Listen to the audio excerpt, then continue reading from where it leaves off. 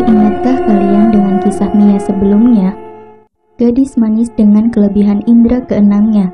Kebatinan yang diturunkan langsung oleh kakek buyutnya membuat gadis belia ini dapat menjajaki dimensi sakral alam gaib. Mia menjalani kehidupannya di Bogor berdua dengan mamanya. Meski sangat dibilang muda, perjalanan spiritualnya sudah sangat jauh ke dalam alam kelam. Kata jera sangat tidak pernah dia dapati, karena rasa penasaran lebih besar dari rasa apapun. Ketakutan yang menjadi bagian hidup terlewat hanya untuk menyibak kata ingin tahunya. Aku terbangun di sebuah kamar megah dengan ranjang emas dan ornamen ruang yang semua berkilau terbuat dari emas. Ukiran meliuk menempel di semua dinding berwarna kuning itu. Terduduk dengan perasaan bingung penuh tanya, ini di mana? Ketika mengamati semua sisi ruangan ini, kembali terlihat patung itu. Patung yang menghantarkan rasa menusuk dalam hati jika terus dilihat. Patung buaya yang dililit ular berkepala 3. Kenapa banyak sekali patung ini terlihat di mana-mana? Seketika kembali teringat sekumpulan makhluk mengerikan waktu itu, yang dengan tatap menyeramkan itu. Tidak lama terdengar pintu terbuka, dan masuk sosok yang sangat aku kenal. Dia, Nyai Ayu, wanita alam lain yang membawaku ke dalam sini. Sudah bangun, Neng? Ayo makan dulu, katanya menyodorkan nampan yang terdapat makanan, kendi air, juga cawan yang semua terbuat dari emas. Seberapa kaya pemilik rumah ini? Pemikiran anak kecil sepertiku yang masih sangat penuh kepolosan. Belum paham apa yang akan terjadi di balik semua ini. Entah apa yang tersembunyi di belakang dinding misteri ini. Nyai Ayu duduk di samping ranjang yang terdapat bangku dan meja petak kecil. Dengan senyum yang menyungging, ia menatapku sembari berkata, "Sini Neng makan, isi dulu perutnya," katanya dengan senyum lirih. Namun di situ aku masih terdiam, mengingat kejadian waktu itu, di mana dia seakan menyerahkanku dengan makhluk bertubuh hewan melata itu. Masih belum menerima perlakuan itu. Ada apa dengan Nyai Ayu hingga bermaksud mencelakakan diriku? Sosok itu hanya menatap dalam-dalam ke arahku, hingga mata kami saling memandang, saling menaklukkan dengan tatapan magis masing-masing, sampai kulihat senyum teduh di raut wajahnya. "Sini Neng, makan dulu. Saya tahu betul apa yang Neng rasakan saat ini, karena saya sudah melewati masa itu sebelumnya," kata keluar dari bibir ranum Nyai Ayu. Hanya menghela nafas panjang tanpa menjawab pertanyaan itu. Saya siap mendengarkan juga menjawab semua pertanyaan dari rasa bingung Neng. Namun sebelum itu makan dulu sini, ucapnya. Menyaksikan ketulusan itu pun seakan menghipnotis. Tanpa diminta lagi, aku mendekati sosok yang terduduk itu. Dengan duduk bersebelahan, ku amati aneka makanan itu. Ada buah di nampan itu, pisang dan sawo. Di piring lain ada serabi, juga ubi rebus, kendi air, juga cawan. "Ayo dimakan, Neng," suruhnya dengan senyuman. Sebelum memakan hidangan itu tidak pernah lupa, aku membaca basmalah terlebih dahulu. Dari awal sampai selesai makan, tak luput dari pandangan Nyai Ayu. Ketika aku meliriknya, hanya senyum yang terlihat. Namun itu membuat rasa aneh, sangat ganjil juga risih, ketika makan diperhatikan orang lain. Selesai makan tidak lupa mengucap syukur, karena yang aku makan semuanya normal dan asli, seperti halnya makanan di duniaku. "Sudah Neng makannya, kenapa tidak dihabiskan?" tanyanya sambil melirik ke sisa makanan itu. "Sudah Nyai, saya sudah kenyang," jawabku. Lalu dia membawa pergi nampan keluar kamar. Aku hanya berdiam diri, mau ngapain juga tidak tahu. Di sini hanya mengamati sudut-sudut ruangan yang seolah banyak sekali mata yang melihat ke arahku. Mata astral yang tidak terlihat oleh mataku. Keganjilan yang selalu aku rasakan di sebalik tirai dimensi astral. Tidak seberapa lama, masuk kembali Nyai Ayu dengan senyum yang menghias di wajah cantiknya itu. Setiap melihat senyum itu, seakan ada daya pikat untuk mengikuti apa yang dikatakan olehnya. Lalu kembali sosok itu duduk di sebelahku. Tangannya memegang rambutku, halus mengelus. "Nyi, sebenarnya ini di mana? Apa maksud semua ini? Apa ini nyata atau hanya mimpi? Kalau ini mimpi, kenapa saya merasakan sangat nyata?" Pertanyaan aku deretkan untuk bertanya. Ini semua nyata.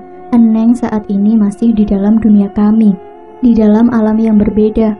Kalau dunia Neng ada di luar sana, karena Neng memang yang terpilih oleh Dia. Nyai Ayu menjawab pertanyaanku. Dia itu siapa? Pertanyaanku kembali terucap. Hanya dengan senyum dia mengangguk tanpa berkata. Memangnya aku dipilih untuk apa? Dan kalian itu apa? Apa sebangsa jin? Terus aku utarakan pertanyaan. Nanti juga Neng tahu sendiri siapa dia. Dan kami semua di sini bukan dari bangsa jin, tetapi manusia lebih menyebut kami kalangan bangsa siluman. Kata jawaban itu terdengar. Sungguh, sebuah jawaban yang membuat aku kembali merinding, mengingat semua kejadian itu. Waktu kemarin aku seakan menyaksikan wujud mereka yang sangat menyeramkan. Apa aku memiliki banyak dosa sampai bangsa siluman menyeretku ke alam mereka? Sebuah pertanyaan yang keluar dari dalam hati. Mengucap itu, terlihat Nyai Ayu hanya tersenyum ke arahku dengan tatapan bagai seorang ibu yang mendengarkan anaknya bercerita. Keresahan mamaku selalu terlihat ketika aku dalam keadaan menatap dalam janggal, membuai dalam lamunan. Selalu ditegurnya ketika mama mendapati diriku terdiam diri tanpa bergeming. Namun, mama juga sudah tahu dengan apa yang Tuhan titipkan ini. Kejadian semenjak Pak Ustadz menjemputku waktu itu membuat mama yakin jika dimanapun pasti akan ada jalan untuk pulang. Meski mama sudah melarang datang kembali ke hutan ini, tapi rasanya perjalanan ini belum juga sampai ujung. Belum menemukan apa makna semua ini, apa yang mereka mau tunjukkan untukku. Bahkan Nyai Ayu selalu menyebutkan kalau aku yang dipilih oleh Dia. Masih aku duduk dengan Nyai Ayu yang berada di sebelahku, mengatakan tentang siapa mereka, juga menjawab semua pertanyaan yang aku utarakan. Bangsa siluman, bukankah sebangsa itu adanya hanya untuk mereka yang mencari pesugihan ya Nyai? Tanyaku pada sosok ini. Namun kembali senyum saja yang terlihat tanpa menjawab pertanyaanku itu. Hingga serasa panggilan alam duniawi tetap bisa aku rasakan. Meski berada di alam lain, sesaknya perut ingin buang air pun tidak bisa terelakkan lagi. Maaf Nyai, apa ada kamar mandi atau toilet? Perut saya begah mau buang air, ucapku padanya. Mari saya antar Neng, kata Nyai menjawab. Kami berdua bangkit dari duduk, dan saya mengikuti Nyai Ayu yang jalan di depan, lalu melangkah membuka pintu. Saat pintu terbuka, di luar kamar semua gelap gulita tanpa cahaya sedikit pun. Namun, tetap hanya mengikuti langkah sosok wanita di depan ini, yang seakan menjadi mata keduaku, yang serasa aneh, meski dengan gelap di semua sisi, tetapi sedikit pun aku tidak tersandu, atau badan ini menyenggol sesuatu ataupun barang lain. Seakan berjalan di ruangan yang kosong. Hingga terlihat sebuah pintu yang terbuat dari tatanan bambu kuning. Disitulah letak sebuah jamban atau toilet. Silahkan Neng, saya akan tunggu di sini. Nyai Ayu mempersilahkanku. Aku hanya menganggukkan kepala sembari melewatinya yang masih berdiri di depan pintu. Ketika memasuki kamar mandi itu, seperti kembali di masa lalu, di mana lantai tertata oleh bebatuan alam kecil, baknya kolam yang tidak begitu lebar dengan air yang keluar dari pancuran bambu kuning. Juga terletak sebuah kendi berukuran besar di sisi kolam, bergayung tempurung kelapa. Unik dan sangat apik menurutku, seperti sebuah kamar mandi untuk putri di masa kerajaan. Selesai menunaikan hajat, aku kembali keluar menemui wanita cantik itu. Tanpa berkata, sosok wanita itu kembali membawaku ke ruangan kamar tadi.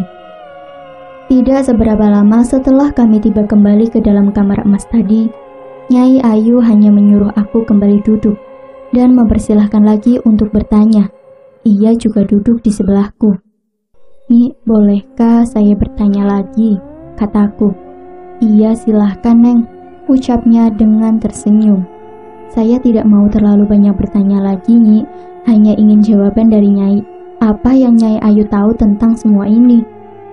Aku bertanya dengan sedikit menekan padanya. Terlihat dia hanya diam, tidak langsung menjawab apa yang jadi pertanyaanku. Seakan dia berpikir dan menahan sebuah jawaban dari pertanyaan yang baru saja terucap. Lalu dia tersenyum dan kembali memandang ke arahku. Di sini sebenarnya kerajaan siluman, kerajaan Banyu Cakra Sanggaraya, katanya terdengar. Lalu, aku masih bertanya, menunggu lanjutan jawaban itu. Nafasnya terdengar panjang ia helakan, seakan beban di dalam yang ingin ia keluarkan bersama hembusan itu. Entah apa itu, terlihat kali ini wajahnya mulai agak ranum. Terpancar ada guratan sebuah rasa sedih. Aku hanya bisa menerka sambil menunggu apa yang hendak dikatakannya lagi. Neng masih ingat dengan kejadian waktu itu kan? Dan Neng juga sering menjumpai patung-patung itu. Itulah mereka berdua, penguasa istana ini. Ular putih dengan kepala 3 itu adalah penguasa utama. Sedangkan sosok dengan wujud buaya putih itu adalah putra mahkota di kerajaan ini. Penjelasan itu ia ucapkan. Lalu apa hubungannya dengan saya, Nyai? Ingin rasanya berhenti bertanya, tapi jawaban itu belum juga aku dapatkan. Putra mahkota yang Neng lihat waktu itu sedang dikerubungi oleh siluman-siluman lain. Dia menginginkan Eneng sebagai istrinya. Nyai Ayu berkata. Sungguh langsung terdiam di situ, mendengar apa yang dikatakan oleh wanita di depanku ini. Bagaimana mungkin aku disukai oleh siluman buaya itu, dan sementara diri ini masih terlalu kecil untuk menjadi seorang istri. Di alam luar sana pacar saja belum punya. Pikiran untuk jatuh cinta pun sama sekali belum terlintas. Ini bagaimana mungkin mau jadi seorang istri? Sementara waktu aku menyaksikan wujud sang penguasa istana itu sangat menyeramkan, dengan tatapan mata yang tajam, wajah yang berhias taring itu. Gak maulah jadi pendamping makhluk mengerikan itu, ucapku dalam hati. Namun di sini terlihat lagi senyum dari Nyai Ayu, dengan sedikit menggelengkan kepalanya. Entah apa yang dimaksudkan sosok wanita ini. Masih belum selesai memikirkan tentang apa kemauan dari sang putra mahkota, sosok siluman buaya putih itu. Tiba-tiba bisikan suara terdengar, suara wanita yang sudah tua. "Mia, alammu bukan di sini." Suara itu seperti mengingatkanku agar aku selalu fokus dan tidak boleh dalam keadaan kosong karena memikirkan hal itu. Sampai aku dikembalikan dalam pikiran sadar, memandang kembali ke arah Nyai Ayu. Kenapa Neng terpilih sebagai pendamping sang pangeran di istana ini? Karena darah galuh Neng sangat kental. Dari situlah Neng terpilih. Nyai Ayu berkata, "Saya ini belum mau menikah, belum pernah juga berpikir sejauh itu." Aku menjawabnya, "Nanti akan diadakan semacam ritual sebelum pernikahan dimulai." Lanjut Nyai Ayu seakan tanpa mendengar alasanku. "Tunggu Nyai, saya mau bertanya lagi," kataku memotong pembicaraannya. "Iya silahkan," jawabnya sembari tersenyum. Darah galuh, upacara, pernikahan, semua itu saya tidak paham dan saya menolak. Karena di bangsa saya tidak akan ada manusia menikahi bangsa siluman.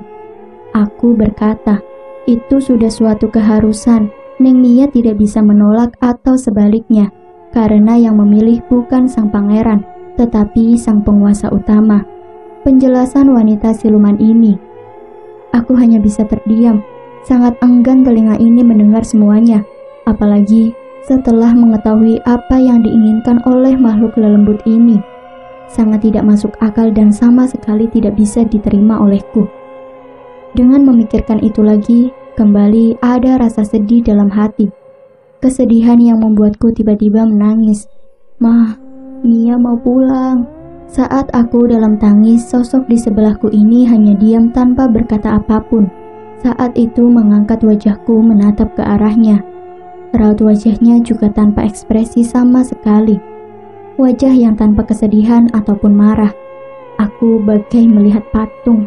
Sejauh aku mengiba, hanya diam yang diri ini dapati. Sementara batin sudah ingin pulang, ingin dipeluk mama, dan juga menceritakan semua perjalanan kali ini. Aku sangat takut atas kata yang diutarakan dari Nyai Ayu. Masih dengan termenung ditemani Nyai Ayu yang hanya diam terduduk melihat ke arahku. Lembut jemarinya menyeka air mata yang menetes di pipi ini. Sebentar lagi akan datang penguasa utama. Neng jangan takut ya. Dan pesanku hanya satu, ikuti dulu kemauannya kalau memang Neng mau selamat. Kata itu terucap. Namun ucapan itu seakan mengarah kepada pemberitahuan yang menekanku, dengan nada yang sedikit terdengar memaksa untuk menyetujuinya dengan makna harus. Hanya anggukan pelan yang menjadi jawabanku, karena tidak tahu harus menjawab apa, menolak atau mengiyakannya. Tidak seberapa lama, suasana di kamar ini berubah dengan cepat. Semula ruangan di sini begitu sejuk dan dingin. Tiba-tiba serasa gerah juga panas. Aura magis terasa sangat besar membentur ke tubuh. Pintu pelan terbuka dengan lebar. Sosok itu masuk dengan merambat pelan. Sudah terbayangkan sosok seperti apa kini yang terlihat oleh mataku. Lalu, Dewi, kata Nyai Ayu, dengan penghormatan membungkukkan badan dan menundukkan pandangannya. Terperanjat dengan kehadiran itu, hanya tertegun kaget menyaksikannya. Rasa takut menyisip semua relung jiwa. Darah terasa mendesir diikuti dengan bulu di sekujur tubuh yang meremang. Dengan menarik nafas panjang, menetralkan diri ini. Kembali menatap ke arah siluman berwujud setengah ular itu. Rasa takut kini seketika sirna. Menggambarkan sosok ini sangat susah, karena wujudnya wanita cantik di tengah. Di sisi kanan kirinya ular bersisik putih bersih. Dari pinggang ke bawah merupakan wujud ular. Di kepala dua ular itu ada semacam batu warna hijau. Juga di kening sosok yang berada di tengah, berhias batu keemasan. Rambutnya berhias konde, tertancap bagai pengantin. Entah apa maksud kedatangan penguasa istana ini, yang pasti ingin menemuiku. Bisa juga mau mengutarakan kembali perjodohan itu dengan putra mahkota penguasa kedua di kerajaan siluman. Itu hanya sebatas perkiraanku saja. Semoga hal baik yang akan disampaikan siluman ini. Masih dalam angan yang mengambang, aura panas pun terasa semakin kuat, hingga peluh pun mulai menetes aku rasakan. Tentu, lelembut ini bukan makhluk sembarangan, dengan daya benturan yang sangat luar biasa. Dengan saling menatap, sebuah senyum menghias di paras itu. Bunga senyumnya hanya aku sambut dengan anggukan pelan. Sementara berdiri Nyai Ayu dengan sangat penuh kesopanan disertai kepala yang menunduk. Betapa tinggi kedudukannya di istana semegah ini sangat terasa dari aura kepenguasaan yang terpancar. Namun entah kenapa, sedikit pun aku tidak merasakan takut dengan kehadirannya. Justru sebaliknya, ada rasa kekaguman. Atau mungkin ada suatu kekuatan magis yang membuat aku seakan terpanah oleh siluman ular ini. Jadi ini anak gadis itu yang sudah dipilih oleh dia. Terucap kata yang terdengar pelan, namun menggetarkan jiwaku. Iya Dewi, Nyai Ayu singkat menjawab dengan posisi tetap tertunduk. Aku yang masih terdiam diri hanya mendengarkan, juga menyimak mereka berdua. Memperhatikan satu persatu antara dua sosok astral ini. Lalu terdengar kembali ucapannya. Kemari anak manis, aku ada sesuatu untukmu. Aku akan memberimu hadiah, ucapnya. Dengan tiba-tiba tubuh ini bergerak sendiri. Kaki melangkah mendekat tanpa perlu diperintah. Sementara aku hanya merasa heran.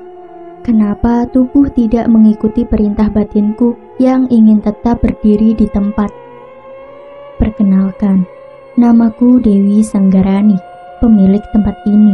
Siapa nama kamu, nak? Dengan senyum penuh wibawa ia berkata. nama saya Minya Nyonya. Jawabku, karena menganggapnya pemilik istana ini bagai bangsawan pada umumnya. Hanya senyum yang terlihat sangat santun dari sosok di depanku ini. Lalu kembali dia berbicara. Jangan panggil aku seperti itu. Panggil saja Dewi. Ramah perkataannya terdengar. Iya Dewi, jawabku sembari membalas senyumnya. Lalu kedua tangan dengan lembut menyentuh kedua pipiku, bagai orang tua yang mengasihi anaknya. Tiba-tiba pikiranku teringat dengan mama yang berada di dunia nyata. Sungguh, hal ini mengembalikan peranan sebagai seorang anak dalam diri ini. Tercium juga wangi yang keluar dari sang Dewi, melunturkan benturan aura panasnya. Kini kembali semua terasa normal seketika. Tolong dijaga baik-baik apa yang akan aku berikan kepadamu. Jangan sampai hilang. Kembali ucapnya. Aku hanya mengangguk, menyetujui karena belum tahu hal apa yang akan ia berikan.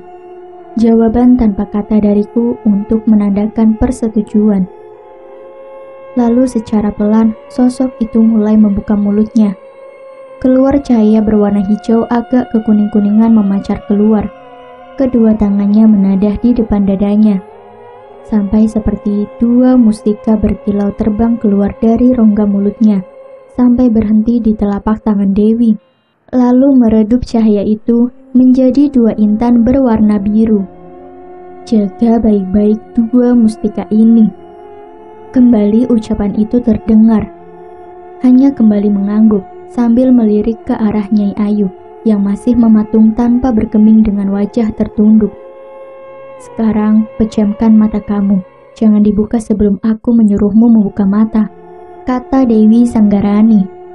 Mengikuti perkataannya, hingga terasa jemarinya seperti menempelkan benda itu di antara tulang tipis antara alis dengan kelopak mataku. Sampai terucap ucapannya, jangan membuka mata sebelum aku suruh membuka. Terus memejamkan mata ini sampai wajahku merasakan ada angin yang menyapu lembut. Entah angin dari mana, atau Dewi meniup wajah ini. Semua itu aku abaikan hanya menjadi sebuah tanya dalam hati tanpa terucap. Hanya angin itu membawakan wangi yang lembut tercium hidungku. Sekarang buka mata kamu nak, suruhnya. Perlahan membuka mata, lalu menatap ke arah sosok yang telah berubah di hadapanku ini. Siluman ular telah menjadi sosok seperti putri yang sangat cantik tak tertandingi, berwibawa, dan karismatik. Lalu melihat ke arah Nyai Ayu yang kini berubah menjadi wanita paruh baya dengan rambut yang sedikit beruban. Di mana Nyai Ayu tadi? Kenapa sekarang berganti wanita ini? Kembali batinku bertanya. Lalu pandanganku kembali ke arah Dewi Sanggarani. Pikiranku hanya terkesima melihat wajah Ayu dan kemayu bak pengantin sangat cantik, dengan samping yang menjuntai ke bawah. Dengan terkagum, aku akhirnya bertanya, "Apa maksud semua ini, Dewi?" Ucapku, "Itu mustika kencana biru.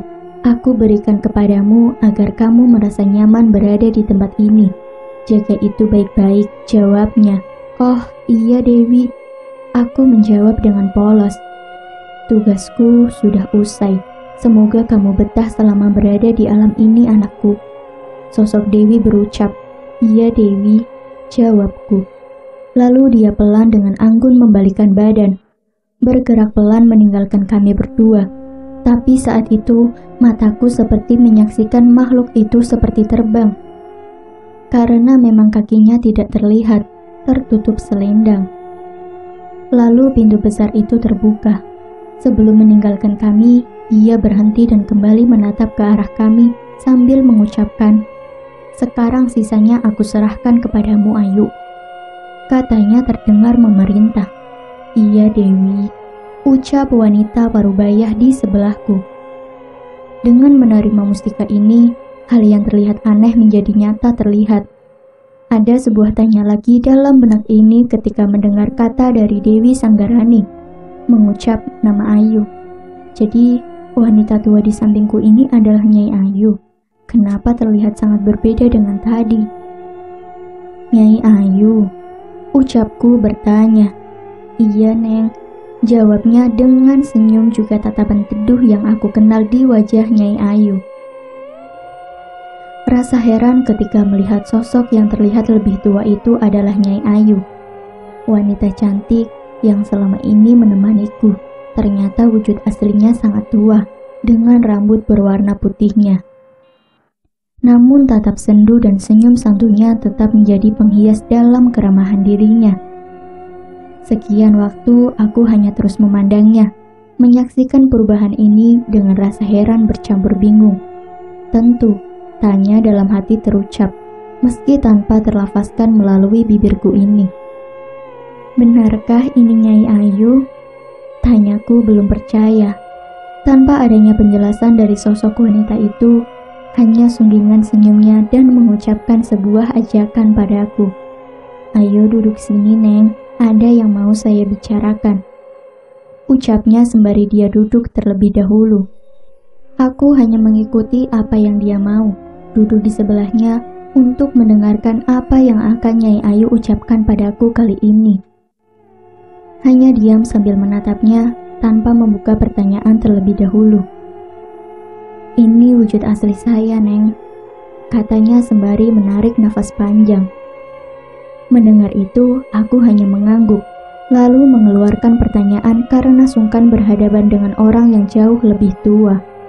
Jadi saya harus panggil Nyai siapa? Nini, ucapku bertanya. Tidak usah, Neng. Panggil seperti biasa, Neng panggil saya. Saya akan menceritakan kejadian semua ini sampai saya berada di alam ini. Apa Neng mau mendengarnya? Penjelasan yang diakhiri pertanyaan. Menyimpulkan itu, aku hanya mengiyakan. Mungkin dengan bercerita padaku, bebannya sedikit berkurang. Atau dia ingin memberitahu nasibnya yang mungkin sama dengan aku. Kini hanya aku dalam resah, merasa takut jika memiliki nasib yang serupa, terjebak di istana siluman ini tanpa bisa keluar lagi. Iya, silakan Nyai, saya akan mendengarkan dan menyimak untuk mengetahui pertanyaan hati saya yang belum terjawab. Imbuhku menjawabnya. Sebelum memulai ceritanya, tidak pernah tertinggal, senyumnya terlihat sebelum mulutnya mengucapkan kata. Dahulu, saya memang seperti Neng, hidup di luar sana, di alam fana. Hanya perbedaan kita yaitu, saya memiliki suami juga anak, sebelum semua ini terjadi. Katanya terdengar dengan suara yang parau. Terus Nyai, seruku. Semua ini salah saya juga suami saya, yang waktu itu tidak mendengarkan petuah orang tua. Waktu itu, desa dilanda kelaparan karena gagalnya panen yang berkepanjangan. Kami juga berasal dari keluarga yang tidak mampu. Ceritanya tertahan, sembari jemari keriputnya mengusap air mata yang luruh tak terbendung. Karena saat itu suami saya melihat saya dan anak kelaparan, dia mengajak untuk memancing di sungai yang dikeramatkan warga. Saya yang menemaninya waktu itu juga mengharapkan banyak ikan untuk dimakan. Waktu di masa itu, kenapa suami saya nekat mancing di sungai itu ya? Karena saya harus makan untuk menyusui anak kami yang masih bayi. Kembali derai tangisnya mulai mengisak. Sabar Nyai, ceritakan saja pelan-pelan agar lega hati Nyai Ayu, kataku menghiburnya. Cukup lama kami menunggu umpan itu dimakan. Akhirnya umpan itu pun terlihat ada yang menggerakkan. Saat diangkat, bukan ikan yang terkait di situ, justru ular dengan sisik yang hitam legam, mengkilat dan berkilau. Ular itu tidak terlalu besar dan kecil. Meski ular air tanpa bisa, saat suami saya mau melepaskan ular itu, namun malah memberontak yang membuat suami saya terpaksa mematikannya. Ucapnya kembali tertunda saat dia menatap ke arahku. Aku hanya menanyakan kelanjutannya, kenapa sampai terjadi seperti ini. Sampai Nyai Ayu bisa berada di sini. Saat itu cuaca yang tadinya cerah berubah dengan datangnya gulungan mendung yang menghitam di atas langit, lalu semakin gelap seperti malam. Dan kami sudah tidak berdiri di tepian sungai, tapi di dalam tempat ini, alam ini, dimensi ini. Sebuah hutan yang ditumbuhi pepohonan lebat, berlumut dan lembab. Sampai dua sosok itu datang. Wanita ular berkepala 3 dengan siluman buaya putih di sebelahnya. Helaan nafas menyenggalnya seakan terasa berat untuknya meneruskan ceritanya. Lalu Nyai, aku semakin penuh tanya, juga ingin tahu. Murka kedua sosok itu karena yang dibunuh itu adalah suami Nyai Dewi. Bagi bangsa mereka, waktu itu nyawa harus dibayar dengan nyawa. Saya selamat karena memiliki kesepakatan untuk dikawinkan dengan sosok buaya putih itu. Namun naas bagi suami saya. Setelah itu, saya ditemukan warga di hulu sungai dengan keadaan pingsan. Sementara suami saya ditemukan setelah 3 hari mengambang di sungai dengan kondisi membiru dan seluruh tubuhnya penuh gigitan ular. Pungkas ceritanya. Mendengarkan cerita mengerikan itu, aku hanya diam menelan ludah karena serasa miris juga ngeri mendengar nasib suaminya yang harus meninggal dengan kondisi seperti itu. Berurusan dengan makhluk gaib memang tidak ada nego. Semuanya serba menakutkan. Lalu nasib Nyai, anak juga keluarga yang lain bagaimana? Tanyaku dengan suara ikut parau. Tanpa aku sadari, ikut menangis mendengarkan kisah pilunya. Kehidupan saya seperti mengambang, Neng. Hidup di alam kasar hanya dengan cangkang tanpa isi. Karena pikiran saya ada di sini bersama jiwa saya.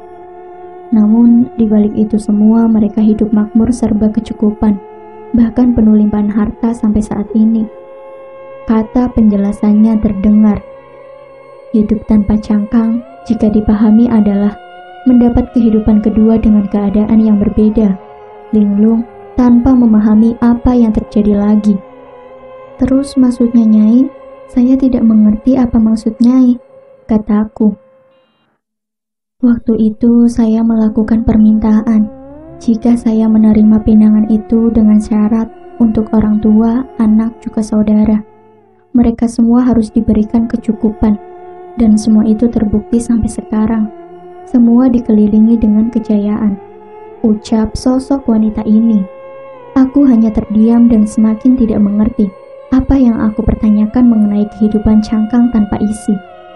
Namun, jawabannya keluar dengan maksud yang berbeda. Mendengar itu, aku cuma menganggukkan kepala agar menjadi jawaban iya. Sementara itu sama sekali tidak nyambung. Atau mungkin maksud lain agar saya tahu mengenai hal perjanjian itu. Panjang lebar mendengarkan kisah muasal Nyai Ayu, sampai ikut masuk ke dalam haru, merasakan betapa susahnya kehidupannya waktu itu. Rela menukar jiwa demi kelangsungan kesejahteraan anak beserta keluarganya, mengikhlaskan kematian suami tercinta. Tentu saat itu sangat tidak mudah bagi wanita tua ini menjalani semua itu. Bahkan hidup selanjutnya bagi orang yang stres di dunia nyata. Yang jadi pertanyaanku saat ini hanya, bagaimana Nyai Ayu bisa tahu bahwa kehidupan mereka terjamin? Karena saya melihat mereka, Neng, jawab Nyai Ayu dengan tersenyum. Lalu di mana keluarga Nyai sekarang? Kembali tanyaku terucap. Mereka semua hidup bahagia di bawah kaki gunung ini. Ia menjawab. Kehidupan keluarga Nyai Ayu yang sejahtera di kaki Gunung Salak dengan mengorbankan jiwanya hanya untuk wujud bentuk kasih sayang terhadap keluarga dan menebus kesalahan almarhum sang suami agar dia tetap diberikan kehidupan.